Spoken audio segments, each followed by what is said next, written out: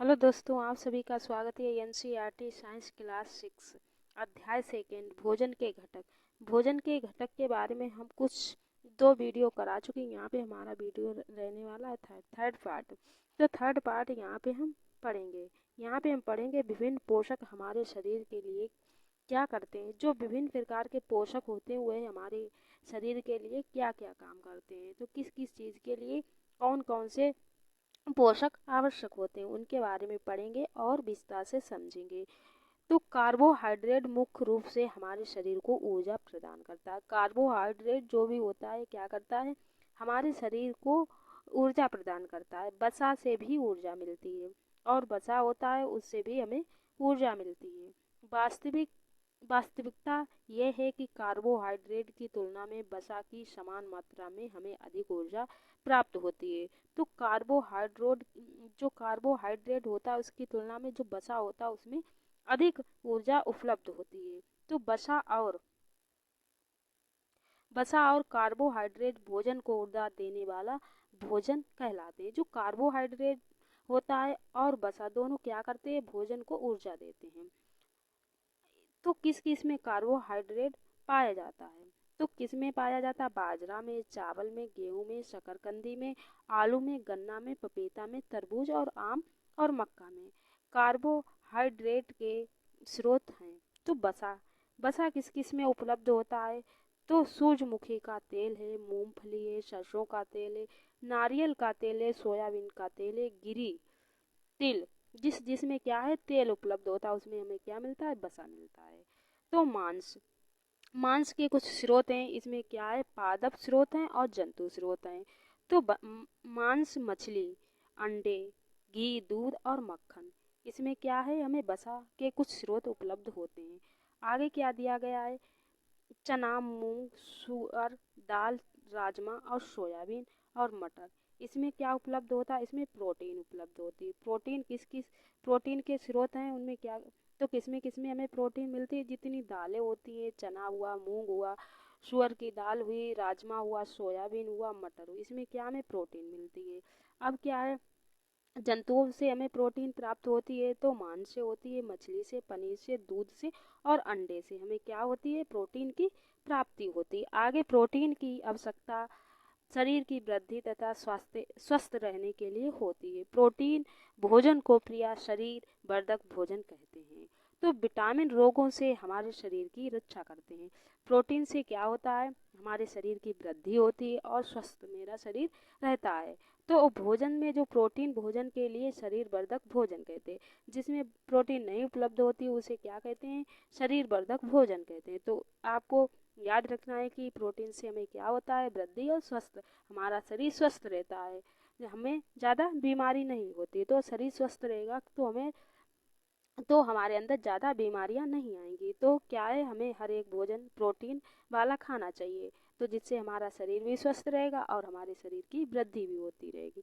और विटामिन रोगों से हमारे शरीर की रक्षा करते हैं। विटामिन क्या करता है, रोग से हमें लड़ने की क्या करता है, ताकत देता है। विटामिन हमारी आंखें, अस्थियां, दांत और मसूड़ों को स्वस्थ रखने में सहायता करते हैं। विटामिन से क्या होता है, हमारी आंखों की ऊर्जा बढ़ती है, अस्थियां और दांत और जो मसूड़ों से खून आने लगता है, इसमें क्या करता है, स्वस्थ, इन सभी को क्या करता है, स्वस्थ रखने में हमारी सहायता करता है।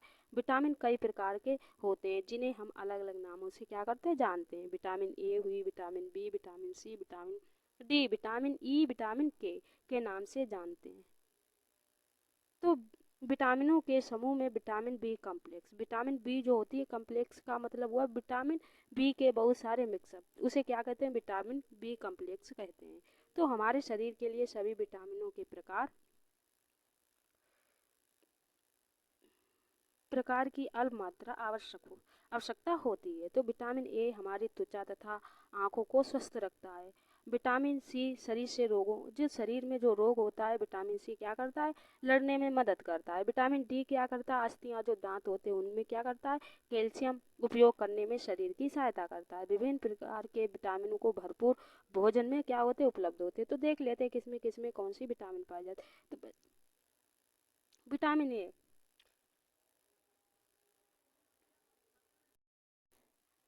विटामिन ए विटामिन ए पपीता, गाजर और आम में विटामिन ए, दूध, मछली का तेल, इसमें क्या पाया जाता है? Vitamin A. विटामिन डी गेहूँ, यकृत और चावल में क्या पाया जाता है? विटामिन बी पाया जाता है। विटामिन सी, खट्टी चीज़ों में विटामिन सी पाया जाता है, जैसे संतरा हुआ, टमाटर, अमरूद, मिर्च और नींब और आंवला विटामिन सी के कुछ स्रोत हैं। और विटामिन डी दूध में, मक्खन में, अंडे में, मछली में और यकृत में भी पाया जाता है। तो आगे क्या हम देखते हैं, आगे क्या दिया है? आयोडीन के कुछ स्रोत दिए। आयोडीन किस में पाई जाती है? पालक और अदरक में।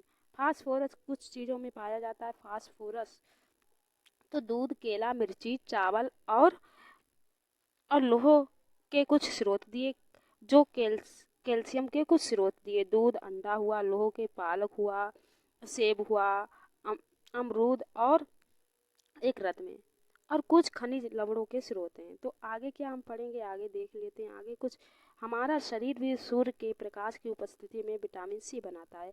तो हमें याद रखना है कि सूर्य का जो प्रकाश है उससे हमें विटामिन डी प्राप्त होता है। इन दिनों में कोई भी सूर्य के प्रकाश में नहीं रह पाता, जिसमें क्या है, इसमें से कमी हो जाती है। जो क्या करता है, जो सूर्य के प्रकाश में नहीं रहता है उसके अंदर विटामिन डी की कमी हो जाती है। तो हमारे शरीर को खनिज लवणों की आवश्यकता अल्प मात्रा में होती है। शरीर के उचित विकास तथा अच्छे स्वास्थ्य के लिए प्रत्येक खनिज लवण आवश्यक है। तो क्या है, शरीर हमें अपना स्वस्थ रखना है तो हमें प्रत्येक खनिज लवणों को आवश्यक ही खाना चाहिए। विभिन्न खनिज लवणों के कुछ स्रोतों के चित्र में दर्शाया गया था। अधिकांश खाद्य पदार्थों में एक से अधिक पोषक होते हैं। आपने भी सारणी 2.2 में प्रक्षेपणों को लिखते समय इस बात को आवश्यक देखा होगा। फिर भी किसी कच्ची सामग्री में एक निश्चित पोषक की मात्रा दूसरे पोषक की मात्रा से अधिक हो सकती है। उदाहरण, चावल में कार्बोहाइड्रेट की मात्रा दूसरे पोषकों से अधिक होती है। चावल में क्या है, कार्बोहाइड्रेट की मात्रा दूसरे जो पोषक होते हैं उनसे अधिक प्राप्त होती है। तो इस आधार पर हम ये कह सकते हैं कि चावल क्या है, कार्बोहाइड्रेट समृद्ध भोजन है।